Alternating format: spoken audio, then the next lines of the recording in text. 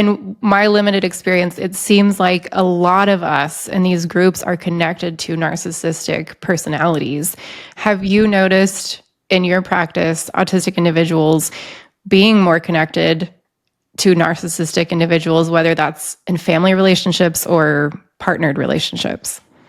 Absolutely. And I was thinking about this question because when you are a victim of trauma, like I was saying earlier, you're also much more likely to be victimized. So if you Mhm. have this combination of something like taking things at face value, assuming people have the similar intentions to be good as you, that their empathy, regardless of where it is that they have it, right? Pleasing, recovering from trauma. I think all of that just makes us more likely to be victimized. I think being naive, as I look back in my own life, like just taking things, oh, well, you said that, so that's Mhm. what you meant, and not understanding nuance, and really sort of believing that people aren't capable of certain things, and then being like, oh my God, they actually are, right? I think Mhm. all of that it makes people, more likely to be victimized. And I feel like what I've learned is that narcissistic, and I don't know the language that you like to use, people who struggle with narcissistic tendencies, it's so much to say.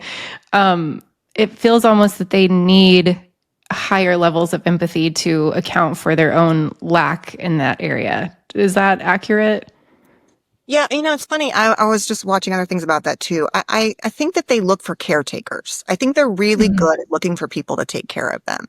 And I think traumatized people are usually, many of us, especially women, like we get our value out of being nurturers and pleasers, and I can take such good care of you. And I think when you add in trauma, like, oh, I'm trying to live a different life than my parents, so I'm going to be everything. All of that, I think, loads us Mhm. up. And really quickly, I saw this study and it was talking about vulnerable narcissism versus that grandiose narcissism. Mhm. So vulnerable narcissism is more like I'm a victim, all of that woe is me kind of dynamic. And it was talking about autistic people actually measuring higher in that quality and themselves. It's what about being neurotic, about being anxious and depressed and more internalized.